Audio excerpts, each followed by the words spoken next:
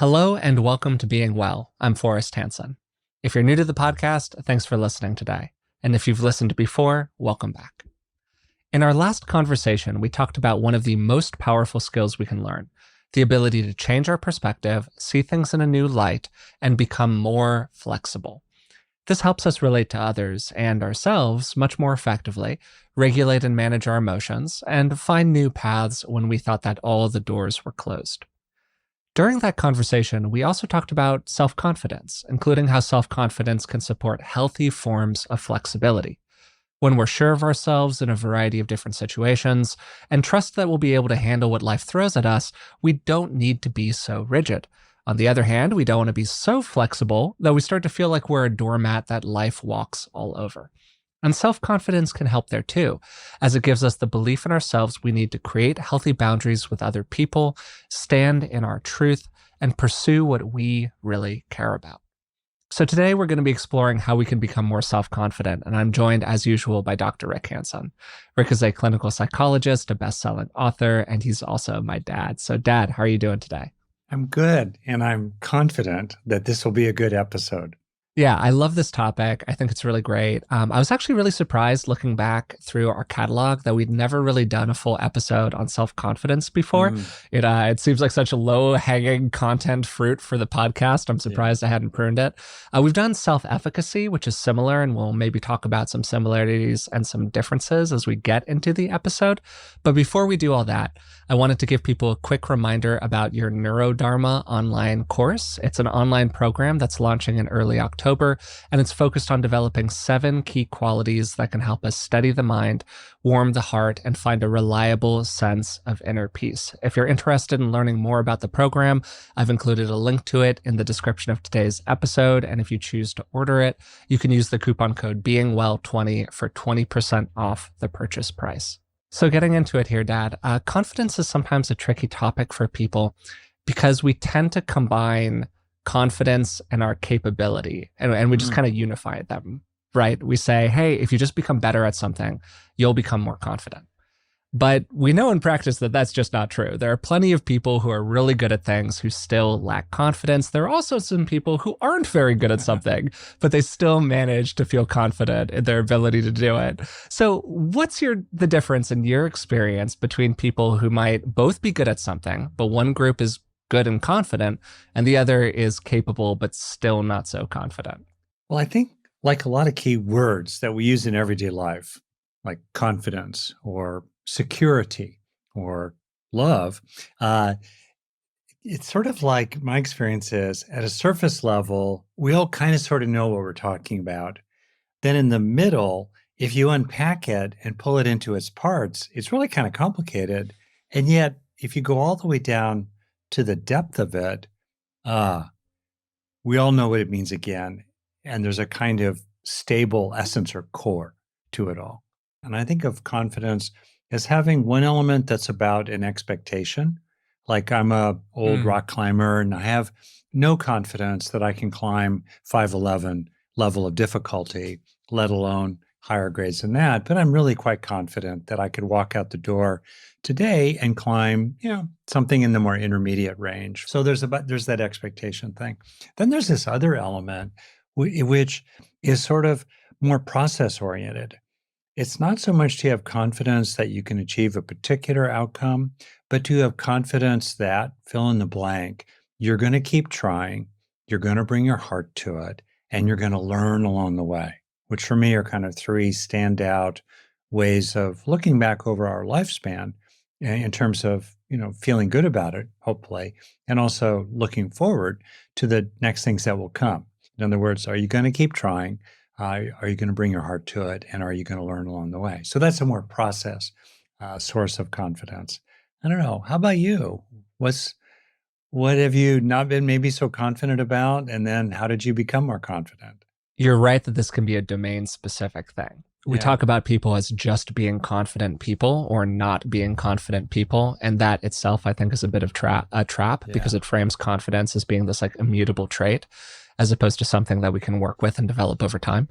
And I wonder if a lot of this gets to something that I've heard you point out in the past, particularly when we were working on the book Resilient together.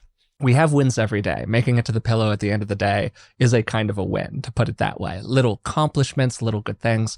And we so infrequently actually take them into ourselves as like lasting features, right? So I wonder about the difference between those two people again, both capable, one confident, one not. What's the difference?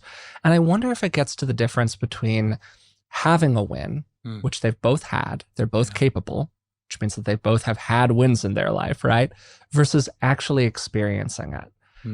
And the lens for me for a lot of this is dancing. Because as you know, I dance as a serious hobby. That's really my background with it.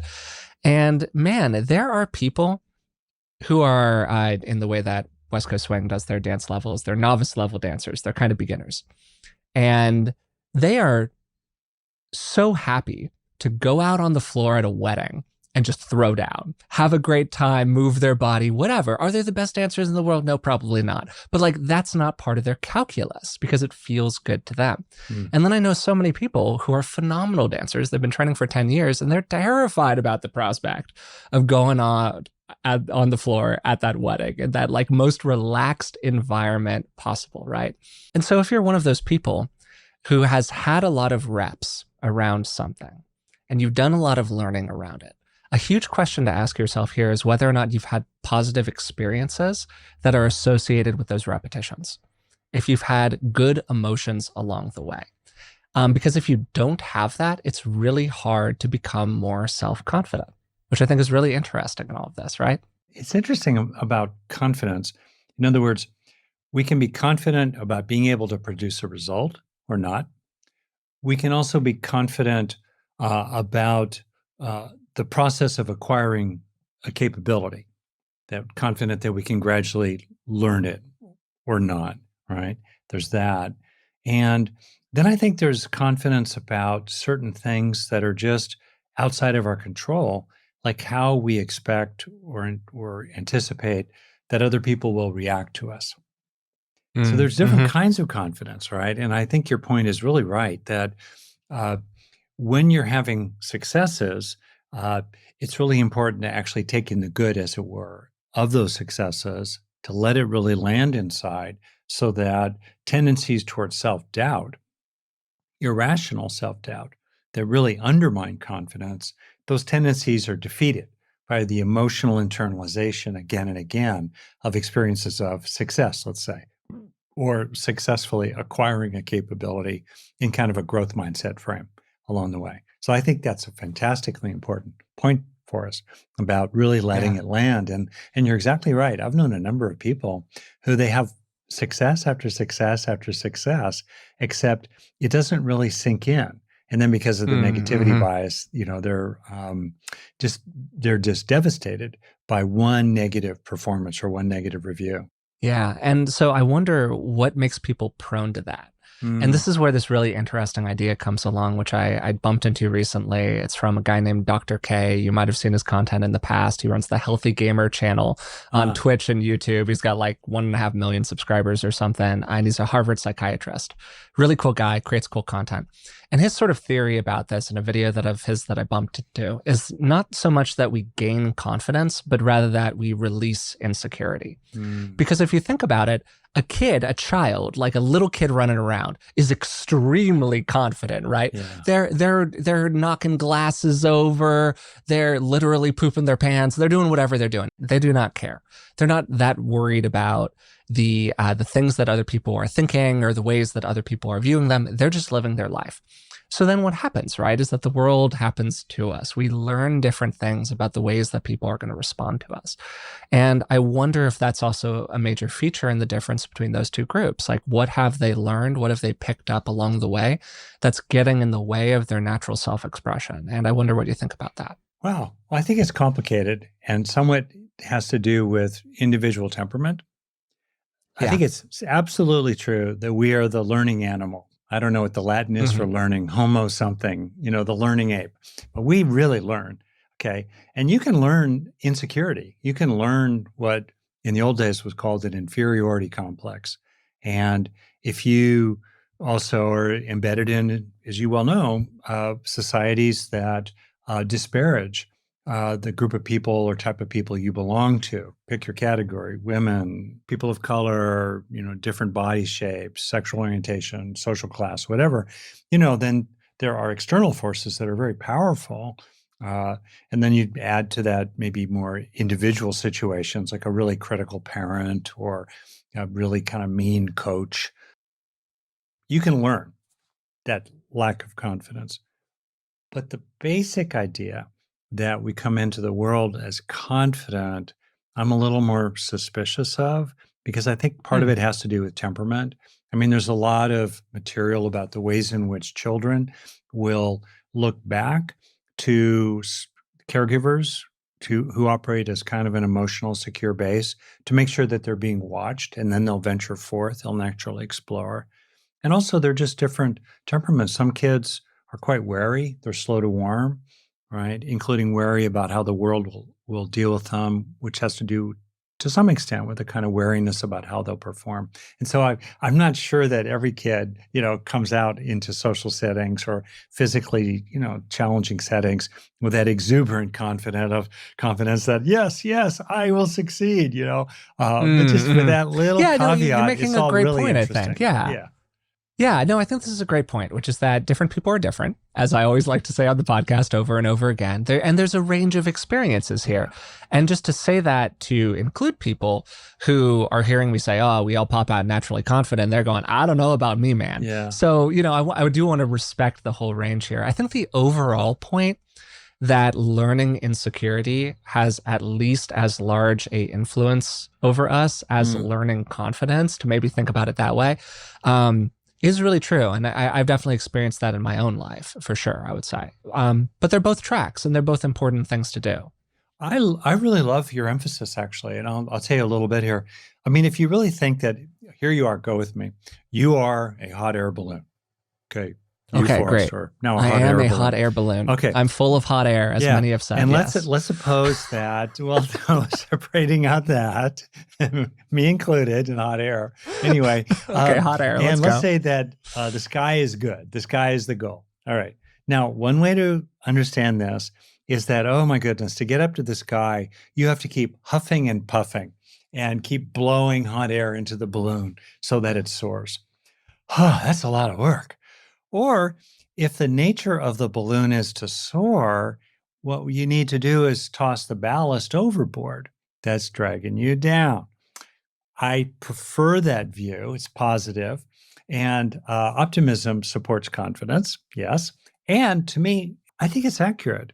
I think the resting state, when we're not scared, when we're not depressed, when we're not beleaguered by other people, the natural movement, the organism defaults to the green zone, basically, like other mammals do in their own ways. And in that is a natural movement toward mastery, a natural movement toward exploration, a natural generosity of the heart, a natural movement toward actualizing abilities in us. Those are natural things that are like the well springs or the updrafts. There we go. Back to the metaphor, the updrafts that help our balloon to soar up high into the sky. Wow. Well, I love this metaphor. I think it's fantastic. And it's also somewhat validated by different social theories, one of which is self-determination theory, which is a view that all people essentially possess an innate drive toward growth and exploration and all of the things that you just said.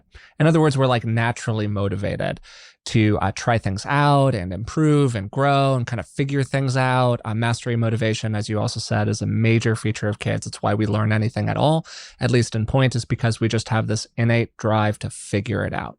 Yeah. But then what gets in the way of that again, right? And for self-determination theory, what they identified as the primary thing that gets in the way is the presence of unsupportive social structures and external influences. In other words, all of those things out in the world that we learn insecurity from. And that's what I want to ask you about next. Like, what are some of the major sources of that learning of insecurity for people? Well, certainly the input of other people, huge. Yeah. Second, what happens when you flop? So I'm kind of separating out individual people's, other people being very critical, just in general, or non-supportive. But then what happens when you flop? Does everybody laugh? Is it humiliating? And then you refuse to get out on the dance floor of life ever again, right? Or on the other hand, are you with people who, cheer you on for your effort? They commiserate with you that it didn't go that well that day, and they kind of draw you into a path of ongoing.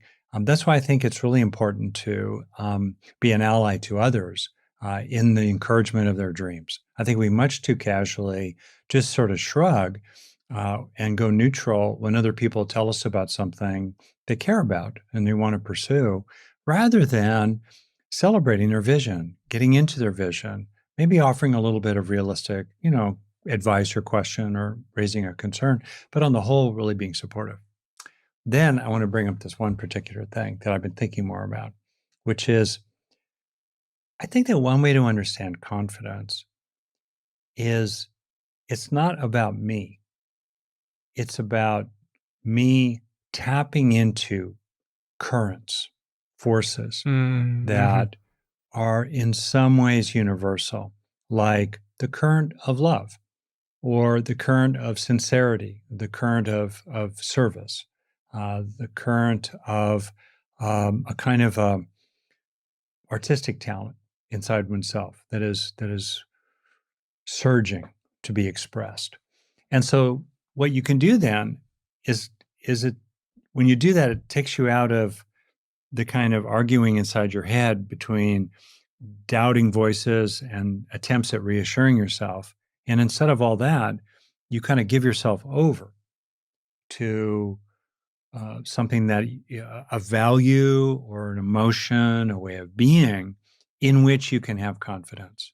So maybe one way to understand uh, one of the major sources of lack of confidence is a lack of experiences in those deeper well springs, deeper currents that are very positive and wholesome, which can carry you along.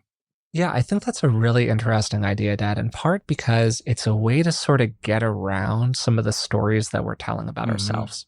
Those stories that we've learned from other people or other situations, family systems that maybe weren't super supportive of us, situations where we have a memory of where we put ourselves out there in some way and we're really shot down by somebody else, or just the more everyday experience that I was talking about at the beginning, where we're having all of these wins, but we're never experiencing a win. It feels like we only experience the losses, we never experience the wins, even though we managed to have way more wins than losses somehow, right? Hmm. And so that kind of giving over, which is sort of an ineffable experience, it's like hard to talk about exactly what it feels like, but I think you'd like, I know what you mean. That feeling can be really powerful because it just gets around all of that material. It makes it about something other than you. It sort of subverts some of the ego structures that we've maybe built along the way. Do you think that's a fair way to talk about it? Yeah, if I could raise an example that Yeah, totally. it might be a And you little can bit of finesse what I a said also. Yeah. yeah, yeah, I agree with you. What you just Mm. said there. I have clients that are coming back into the world of dating again, and so Yeah. they Great typically example. are using online apps to do that of various kinds, and um, they often will grumble about the process being really onerous, and part of it has to do with being very pessimistic that it will produce any results for them. And also in all that, underneath it, they're kind of they don't have confidence that if they put themselves out, in some senses, into the marketplace, if you will, that anybody will want them. And because they don't want to risk the dreaded experience of nobody wanting me, they tend to not engage the process at all, which then unfortunately becomes kind of a self-fulfilling prophecy, as it were. So what to do? One example of what I'm talking about is to change the terms of the framework or the game, quote unquote, that you're playing from will they want me? How can I make them want me? Right.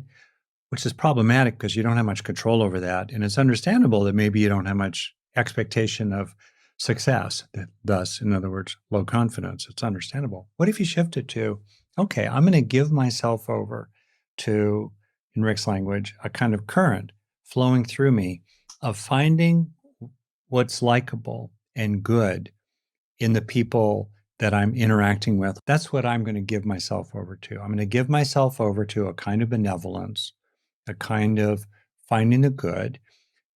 I'm going to reserve my rights. I may not want to see a person again or continue the interaction if I don't want to, but I'm going to give myself over to that way of being.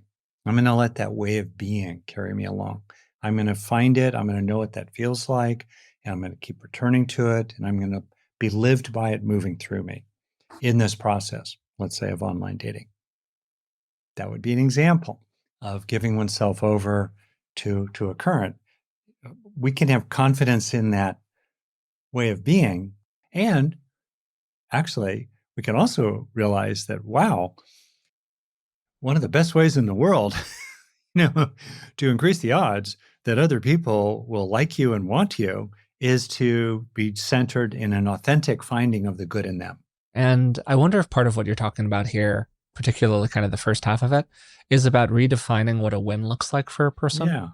I think that a lot of the time we have a very narrow version of what a good outcome is. And I speak from some personal experience here. This is something that I struggled with for a long time. And I tend to use the language of liking and wanting to talk about this. That's been very, very helpful for me. Where a lot of the time what I was finding is that I was having a pretty good experience. And even while I was having the good experience, I could track a part of me that was desiring, waiting for, looking out for, looking forward to a slightly different, slightly better version of the experience that I was currently having. And so I was just habitually moving away from enjoyment and toward desire. And we know over and over again that that is a recipe for suffering. That comes from a lot of different traditions, but it particularly comes from Buddhism. And that was just a habit that I had where I had a very narrow definition of what good enough looked like. And frankly, I think that some of it was defensive in nature, where I could kind of like hold out for something else or keep the cards close to my vest or whatever it might be. And so by opening up what I was allowed to experience as good and being a little bit looser about like what success looked like, all of a sudden, all of these enjoyable experiences were so much more on the table for me. And I could really kind of hang out in the liking part of something without getting caught by the wanting part of it as much. So I wonder if that kind of plays into part of what you're saying here. I think that's a lot of it. In other words, if we're trying to become confident about an outcome that we want, yeah, a lot of forces there to undermine that confidence. On the other hand, if we can redefine that what we're doing is, enjoying the intrinsic rewards, the feeling of the journey along the way that we're liking, we can have a lot of confidence that we can be liking the process. I think that's really true. I think that's really great. That's a great way to put it, Dad. I really love that distinction that you're drawing there about liking the process as opposed to wanting the outcome. Is maybe a way to put it. And, a lot of our outcomes in life are not actually very under our control. This is going to rub some people the wrong way, but it's just true. Like luck is a major factor in life. Other people have opinions too. Again, returning to dancing, maybe just the judge doesn't like you that day. You can't control that, but you can control your own effort and really doing what you can to be like, this is a fun experience. I can just hang out in this, even if the outcomes from it are uncertain. Yeah. I don't know. I'm in a mood, so I'm going to just toss it in. You have been a little in a mood. I was like, I thought we were going to talk about self-confidence. Now we're doing liking and wanting. We're just going here. And we will eventually come back to insecurity for the people playing along at home. But okay, keep going. Keep going. That's right. Well, so just recently, I was reading this beautiful, profound thing about how we just deal with the ongoing, what's called hedonic tone or feeling tone of experience as pleasant, unpleasant, or neutral. It arises that, this is enjoyable, we like it. It arises that that's painful, we don't like it. And it arises that many things are neither, they're kind of Okay, then what happens? And that's when trouble begins, right? So there's, as you know, a lot of good teaching in practical psychology about, being able to tolerate and have space for and be okay with a range of hedonic tones without being triggered into drivenness and fight, flight, freeze responses, related to them. Okay, great. In all that, who feels? Who likes? Who dislikes? Or we could say, who doubts? Or who is confident? And that's where the sense of self can really get into the mix. Sometimes we get caught up in the hamster wheel of arguing with ourselves inside our heads, the voice of doubt, the voice of confidence, and then the, referee in the middle. And sometimes I just kind of wonder about ways of being in the world that are not about self-doubt or self-confidence, that are more about a kind of, like I said previously, a kind of surrendering to the best within ourselves and being lived by it as it moves through us. And then it's not so much about I or me, it's really about opening to and allowing and making room for and having confidence in those fundamental processes of goodness and good nature that flow through us. Yeah, and then I think the question, as with all of this stuff, very importantly, is like, okay, how do we get there, right? Yeah. Because that sounds like the beautiful culmination of a process. Yeah, And that's true. there are a lot of different ways in here for people, right? Like for some people, just hearing that or hearing that different approach where we're trying to self-confidence, for lack of a better way of putting it, we're just moving toward confidence rather than self-confidence, however you want to say it. Or we're just being the way we really are, which is that kind of like unfiltered version of the self, kind of before the world got in the way is maybe a way of putting it. Just hearing that as like a way into this can be very useful for people. Just as like, oh, that's a thing on the table that can kind of be a light bulb moment that just snaps somebody out of it. And hopefully there are people who are listening to this now where it had that effect on them. And then you're going to have probably, I suspect, a larger group of people who's going to be like, well, that sounds great, but how do I do that? And the answer to part of that question is a lot of practice and a long path. But I also think that a lot of it has to do with, again, clearing away impediments, which gets back to some of the stuff that I was thinking about earlier in terms of the more insecurity factors. Yeah. And relaxing the self can help deal with those insecurity factors as well. So it can be a little bit maybe of a magic bullet here. But for a lot of people, it's just that's a very high bar based on where they are right now, and particularly based on the ways that their life feels right now. Life feeling challenging, life feeling overwhelming, life feeling like there's a lot of demands on them. And that's what kind of takes me back to the working around releasing obstructions or releasing insecurity material, right? And this is probably going to be particularly true for people who had difficult experiences earlier on in life. It's an almost one-to-one ratio of as adverse childhood experiences or ACEs go up, confidence goes down. Yeah. It's just a major source of that for people. Yeah.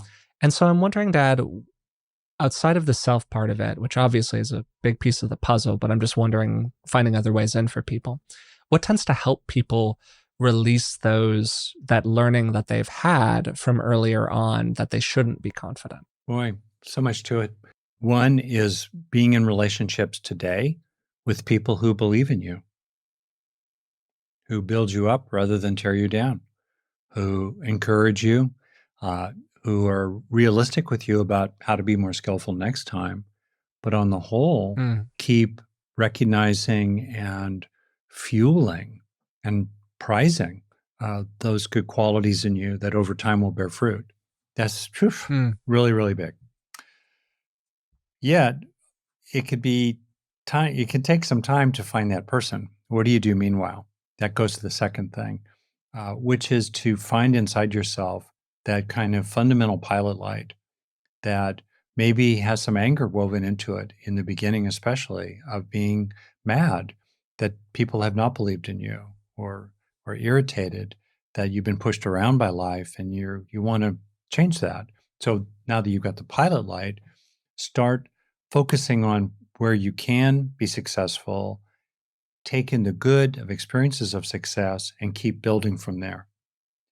Related to that, get realistic about building the resources outside yourself and inside yourself that can give you realistic expectations of success. People who say, gee, I want to become, an actor. I want to become a movie star, but never go on tryouts for different kind of roles, auditions. Well, guess what? You're probably not going to become a movie star. We need to take action. And then third, there's a really interesting thing that can be a kind of sideways move in which you step out of the whole frame of uh, positive expectations or negative expectations. In other words, high confidence, low confidence. You just step out of that frame entirely into don't know. Don't know. I don't know if this will succeed. I don't know if anyone will like me if I put my profile up on Match.com or whatever the young people use these days. I don't know. I don't know if anyone will want to read this book, but I'm still going to do it anyway. And that's really kind of a neat way to do it. You sort of step out of the whole frame of proving yourself to yourself or arguing against the doubting voices. You go, don't know, but I'm still going to go after it anyway. I think those are like a great 3-point plan to particularly like the practical how of developing more self-confidence. With the more releasing insecurity kind of side of it, I think so much of this gets to the stories that we tell about ourselves, which get to our beliefs about ourselves. Like, what are the core beliefs that we have? And this is kind of a CBT-ish maybe way of thinking about it that end up driving our behavior in different kinds of ways. And what are the stories that those beliefs are based on? Because a lot of the time when people talk about this kind of core belief sort of material, negative beliefs are framed as being irrational. They're framed as being like, oh, you just shouldn't have that negative belief. You got to get rid of that negative belief, limiting beliefs, limiting voices, all of that kind of stuff. And I just want to take a second here to pause and be like, our beliefs come from places. Like, you are probably very rationally holding a negative belief because you internalized a story from something out in the world. It is understandable why you might have that belief about yourself or why you might have that belief about that's the way the world works. But that belief is based on learning that was done in a moment of time. And that moment doesn't exist anymore. That moment's back then. We're right now, okay? And so we have to update those beliefs based on our current information. And we can go back to those old beliefs and ask ourselves, okay, why did that belief exist back then? Who was I learning from? What were that person's motivations about getting me to think or feel a certain kind of way? And that unpacking process where we both go back into the past and we create that coherent narrative around where does this belief come from? What's it based on? What were the circumstances? Was I really a scaredy cat back then? Or was I a 5-year-old who really understandably didn't want to get on a roller coaster? Like whatever it is. Was my mom or dad or caregiver, whatever was going on there, really burnt out that day? They were dragging 4 kids through the amusement park, and they just had it up to here with kind of life as opposed to me in that moment, and I was the person who got the stick. Like you can really go back and look at that through the eyes of an older person and start to kind of break down the foundation of those beliefs. And if it's actually a core belief that you have about yourself, if you really believe that you shouldn't be confident because there is something deeply wrong with you, that's going to take a long time to move. It's going to take a lot of iterations of breaking down that story to really kind of change it and work with it. And then there's this parallel process that happens in the present day where you're doing all of the things that you just said, that 3-part process, right? You're asking, oh, what if? You're keeping that beginner's mind with it. You're engaged in the pilot light. You're going out into the world and having more positive experiences. And those 2 tracks really working together, I think, is like really what ends up moving the ball here for people. But both parts of the process, both going out into the past and really being present right now with what's going on, are critically important parts of it, I think. And they really support each other. I think that's really wise and fantastic. Oh, thank you. Because you're really talking about stepping out of the story of the past, and you're observing in the present that, I'm scoring points in the present. I'm succeeding in the present. I'm making virtuous effort in the present. Maybe a little bit of an analog to what you just said there about the present is this other thing I just started mulling about here, which is that very often, so the question is in a way a lot, what are we confident or doubtful about, right? Are we confident or doubtful that we can go out there on the dance floor, let's say, and look pretty good. Then there's another kind of confidence that I think is really underneath it all, about a kind of bone deep confidence in your own innate goodness. Yeah, more self-worth qualities for sure. Yeah, Yeah. or lack of confidence Yeah. in your innermost being. And I find actually that it could be that people who don't have a deep, stable experience of confidence in their own innate goodness may well often try to become more confident about externally directed kinds of performing or Mm, getting mhm, feedback from others, being wanted, being impressive, having higher status, et cetera, et cetera. So the stakes become really, really high about getting those external successes. On the other hand, just reflecting on this here, I think it's really true. The more, certainly for myself, the more that I've learned to have a kind of, I guess, trust and like my own sort of inherent uh, goodness, just that we all mhm. have, right? Not because I'm Yeah. special, we all have that. The more we have that kind of deep trust, the less it becomes uh, preoccupying or upsetting Mm, mhm, to have confidence or not about externally directed accomplishments. mhm. Yeah. And so Yeah, then the no, I think question that's becomes, totally true. yeah, Yeah. how in some families, some situations, there's a lot of prizing and mirroring and recognition of that underlying goodness. And even then, all kinds of other things can get in the mix, temperament, uh, you know, events, history, and all the rest of that. Uh, However it happens, if you lack that kind of bone deep feeling of your own worth, the word you used a few minutes ago, I think over time you really can develop it and it becomes more and more unconditional. Like, yeah, you want to Mhm, succeed at certain things. And yeah, you want to increase the odds that you'll be successful at it so you can have more confidence about those achievements and the recognition you'll get from the world. But along the way, more and more, I think you can just like whatever the world does, whatever happens out there in the world, without being narcissistic about it, but you can just really, really have kind of a settled sense of your own innate sweetness, goodness, sincerity, effort, mhm. lovability deep in your innermost Yeah. being. Yeah. Yeah, and people will bucket these issues into different kinds of buckets. Like they might talk about having a self-efficacy problem. Self-efficacy tends to be more about our belief in ourselves or the belief that we have to influence our environment or accomplish specific kinds of tasks, accomplish particular kinds of goals.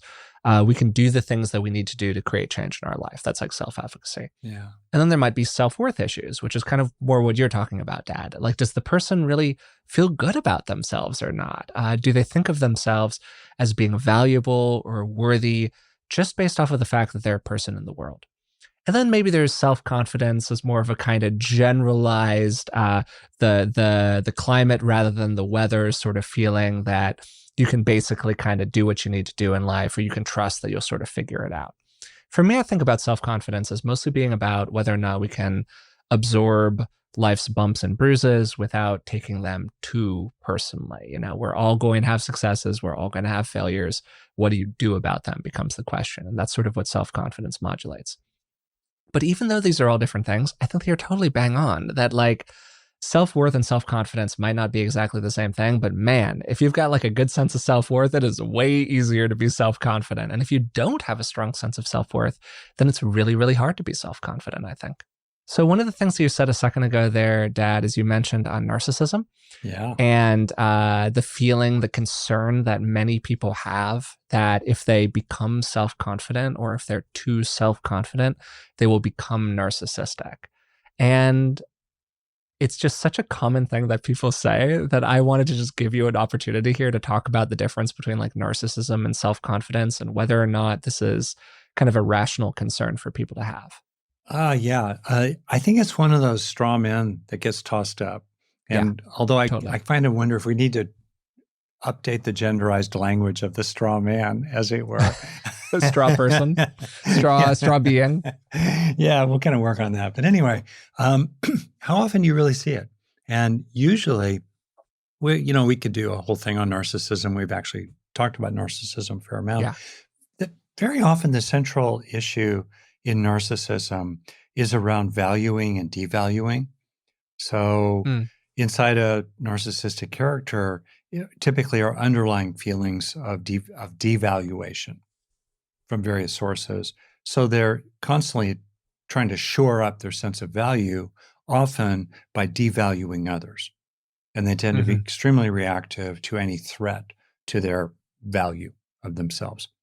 If you become genuinely confident, in which there's a genuine internal, from the inside out sense of your own value, your own worth, both innately and in terms of various capabilities, various virtues, various experiences of being found worthy and lovable and likable and includable by other people. Well, then the engine of narcissism starts burning out. It lacks fuel. It starts falling away. I also want to add another thing that I thought of. You can add it to my list of 3 so far. A fourth about how to build up a greater sense of confidence is to understand the ways in which there might well be a belief inside that being anxious about your abilities and full of self-doubt is actually a necessary means to the end of being successful in the world. So that ironically, what enables you to be confident about your accomplishments is to have an intense sense of low confidence. That's an engine of as like a motivation, hitting the highest standard. Yeah. And what's useful there is to really appreciate, no, wait a second here. You can engage the factors that lead to realistic expectations of success in various domains, work, love, and play. You can engage those factors without harshly doomsaying yourself and being negative toward yourself along the way. You don't need to bring toxic doubt to yourself to motivate yourself to have high standards, to work hard, and to learn along the way.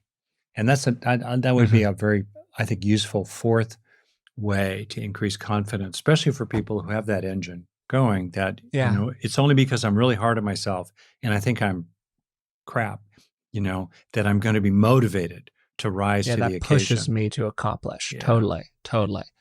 Well, I thought of a funny thing too as well, that I always say to people.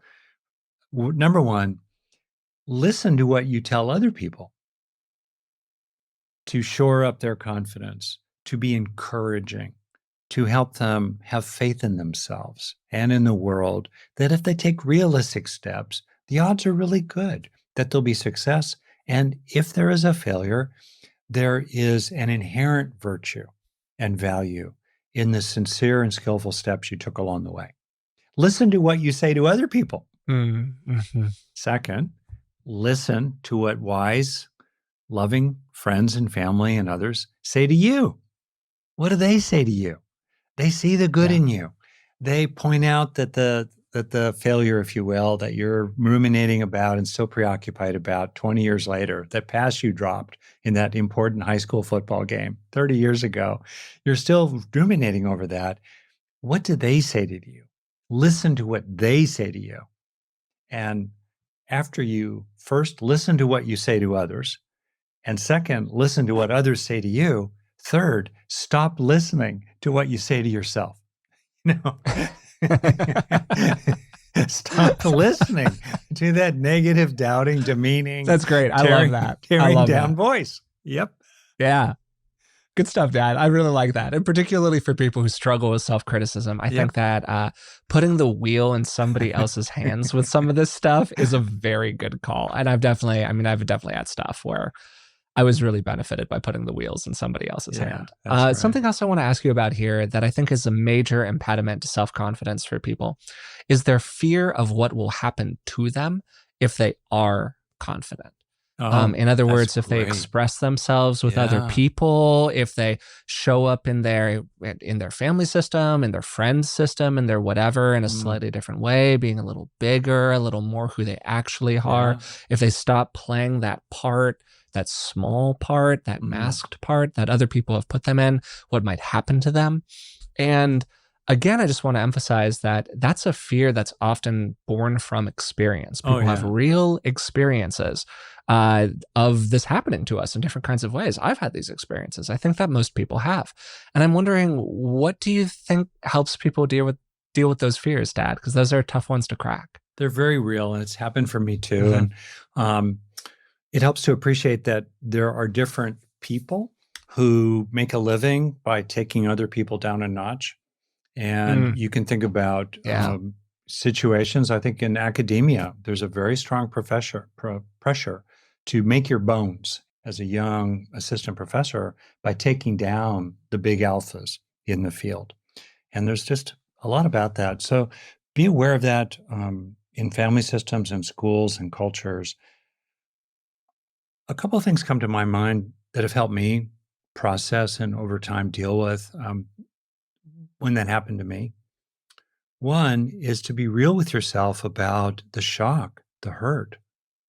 You were just excited. Often it's little kids. It's when we're young. We're just kind of getting exuberant. We're dancing at the Yeah. birthday party. We're singing that song. And suddenly great aunt Mary Lou just goes, shut up, or something like that. Ugh! And it just bursts our bubble. It's so deflating.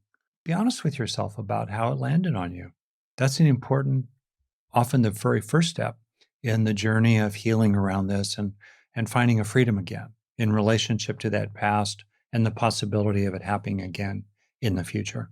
Second, include your anger at the often injustice. It's often people who have more power. Often it's the mean kids, the mean girls, the mean boys in school who kind of gang up on that exuberant, slightly awkward goofball of a kid who then gets really slammed. It's okay to get in touch with your anger about it all. Third, learn from the experience. Become culturally competent in a certain kind of way. That's not so much about diversity per se, but it's about reading the room and learning the lesson. Oh, in that culture, a certain amount of self-confidence just lands badly. Read the room and learn that lesson going forward. And then fourth thing that stands out for me, I love this line from Brene Brown, write for your fans, not your critics. Or the version of this from Buckminster Fuller, go where you are wanted to the extent you can.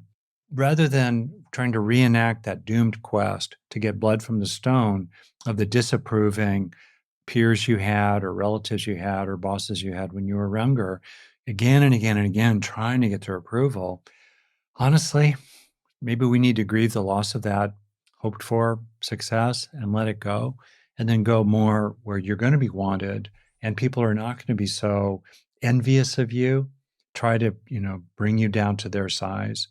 They're not going to be so scared that you're a tall poppy and in the Australia metaphor, feel like they have to cut you down. They're going to be much more okay with you being as big and as large as you really are, and they're going to celebrate you for it. Yeah. My experience with this is that most of the time, when people are concerned about advocating for themselves in a certain kind of way, they're concerned about how other people will judge them if they take a little step in, if they act a little bit differently, whatever it might be. When they actually articulate what that would look like, or they actually just kind of do it and they really risk the dreaded experience, we're talking really about a very small change in behavior. Yeah. Most of the time, for most people, they go from being a 2 on the presence in the room scale to being a 3.5. Like it's not a huge shift. And most of the time, it's really okay. And that's true for most people. And I think that if you're in that category, it's about kind of braving those experiences in graduated ways, taking in when it doesn't go so poorly. And to your point, Dad, being really thoughtful and discerning about who you're doing that with. So you're more and more likely to have positive experiences. There are some people who have a really, really difficult time turning the knob a little bit. And they're either a 0 or they're a 13 on a 10-point scale. And a lot of the time when you're in that category, it's because there's some kind of a regulation issue. And if you're in that category, this whole thing becomes a little Yep. complicated Yep. because you're not getting those positive experiences because they are going kind of badly for you because you are coming on a little strong with other people. And so maybe there it becomes more important to learn regulation skills or learn what just a little bit looks like or get increasingly okay with a slightly better version of a thing rather than the exact version of the thing that you feel like you want. Mm. I was just thinking that kind of while you were talking, Dad, and I'm wondering what you think about it. I think you're really right, especially if Mm. a person is that person who can land in a situation in which they're not reading the room. For me, I try to imagine two things. One is almost like a kind of a clock. How many words am I using? How many minutes am I taking for myself in this meeting here or in this sitting around the table having dinner with friends Mm-hmm. situation? And trying to make sure that I don't take more than my fair share. And Mm-hmm. particularly if given that the privileges that go with being, tall, white, older man in America, that I really try to take less than my proportionate fraction of the time when I can, so there's more space for other people. So if you guidelines like that are helpful. Another one is that I kind of imagine that a camera is in the upper corner of the room that's just videotaping everything, and it's going to be played at, whether it's the California Board of Psychology or at your wedding or my memorial Oof. service. Oof. That tends to, it's not quite the Yeah. equivalent of the prospect of being hung in the morning, concentrating on a person's mind, but it does kind of help us stay, inside the lines. Yeah. Yeah. And I want to be really careful here that I don't want to like close this episode with a caution against being too much self-expression or something like Yeah. that. I think that people who fall into that category are definitely the minority. Yeah. By and large, self-expression is safe in safe environments for people, and most people becoming a little bit more self-confident is going to do nothing but great things for them if they're able to walk the path that we've kind of outlined here. But for some people this is a consideration, and I want to try to be of service to them too. And I wonder about things like graduated experiences, which is sometimes a way that people talk about like OCD treatment, where you see if you can give a little bit of this moreness of you and then kind of pull it back and give a little bit and kind of pull it back and get increasingly comfortable with that feeling of being more in the middle as opposed to being either a 0 or a 10. This is a really interesting topic. Like often in these conversations, and I hope people stick to the end because there are these, I think, jewels, unexpected that we kind of Sure. stumble Yeah. into. Yeah. Mm-hmm. Like in any good conversation. And maybe because I'm in a mood today, I don't know. You've But been in a mood throughout. This is a moody day for you, Dad. I like this. I'm going to say it almost as a Rick's rule. It's not a real rule, but something like that. I'm going to say that Okay. if you express yourself about something and you find that other people are tuning out or they don't particularly value what you've offered, really much of the time, I think probably well over half the time, that's about them and not you. Yeah. They just were Agreed. not willing to take the extra 30 seconds to understand what you were saying. Maybe they don't want to understand it because their incentive structure is rooted in not understanding the point that you're making, kind of related to Yeah. the classic line, you can't convince somebody of something that it is their paycheck not to believe. On the other hand, read the room. You say this complicated, interesting, deep, profound, semi-spiritual thing, and other people kind of glaze out. It's not because you're a whack job. It's because they're just not tuning in, to what you're Yeah. offering. That You're may not going to because get they blood don't from that value it, stone. Yeah. whatever. Totally. They don't value it. So Yeah. that's part one. Then Rick's rule number 2, 90% of the time, if people actively shoot you down, which is different from my first case in which they just don't get it or don't join with you or are not particularly acknowledging or valuing of what you offer. But if they actually shoot you down, I think 90% of the time it was about them. It wasn't about the worth of Mm-hmm. what we were doing. It was their trip. Mm-hmm. It was their agenda. It was their fear. It was their ignorance. It was their rigidity.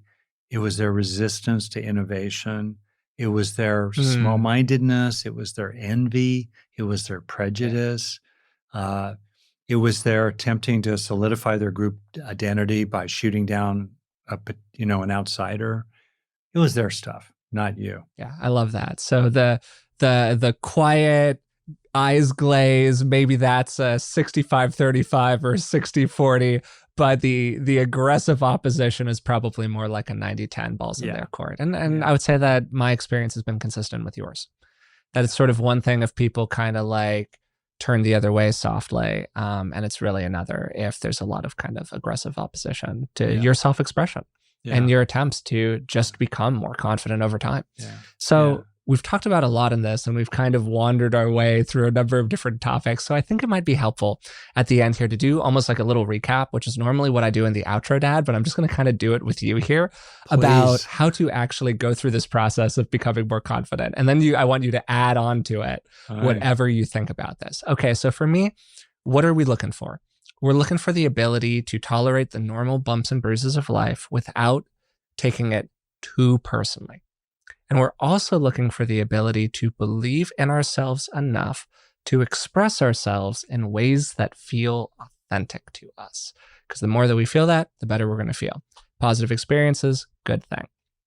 And the key thing that we're looking at here is both how many wins are we having, because having wins of different kinds, and I'm using the word win very broadly here. A win could be a lot of different things. Positive interaction with somebody else, participation ribbon, full-on gold trophy, whatever it is here, just a win, making it to the pillow at the end of the day, okay? We all have wins. The key is, are we going to experience them along the way in a meaningful way? And that's really what we're looking for, being able to tolerate the bumps and bruises, experiencing wins as we're having them. And to me, that gets to like two tracks, right? We're trying to release insecurity on the one hand, and then we're trying to grow confidence in the other. And releasing insecurity, I think, is really about going into the past. We're going into what happened back then. How did we create these stories? How did we find the beliefs that we're currently walking around with that are curtailing our confidence or curtailing our self-expression, right? And we talked about several ways to go through that process, some narrative therapy stuff, some giving yourself over to the good within you stuff, like a lot of different ways to go through that. And then we have this second track, which is more about building confidence in the here and now. And again, we talked about a number of things. I emphasized over and over that notion of experiencing wins. We also talked about reframing what qualifies as a win. And maybe part of this that kind of ran through it all together is the notion that confidence is changeable, that it's just not this fixed trait. It's something we can actually learn. And then, Rick, you said a lot of great stuff about the importance of self-worth here, and about how it's not just about this kind of calculation of will I or will I not be successful? And it's much more about how do I feel along the way? And do I feel good as a person as I'm doing it? And then we kind of closed with some really practical relational stuff, being thoughtful about who you're dropping into this self-confidence with, being careful about the kinds of people that you bring into your self-confidence, self-expression bubble is maybe a way to put it. And the kinds of people where you go, you know what? I'm just not going to get that blood from that stone. And if I keep on trying, I'm not going to have a win. And if I don't have a win, I can't experience a win. So that's how I would kind of summarize everything we've talked about today. What do you think, Dad? I think, wow. I landed the plane here. Wow, landed the plane on home plate. Love that. Love that. We slid on in. Well, I may or may not do a dedicated outro for this episode because I feel like we just kind of did it right there. But is there anything else that you would like to add at the very end here, Dad? Or are you feeling good about this one? Oh, just the takeaway about supporting deep confidence in other people. And being that person who lifts people up rather than tears them down, being that person who claps at their parade rather than raining on it, being that person, when you think of the root of the word for confidence, confide, with faith, that supports the realistic faith of other people in themselves and in the world and in the future. It wouldn't be an episode of Being Well if you didn't like drop the root language for some word from, I don't even know what language that was from, but Latin, buddy. I love how you just slid that in at the end there. It really wouldn't be an episode of Being Well without it. But I totally love doing this with you, Dad. And I think this great. is a great conversation. I really hope it helps people.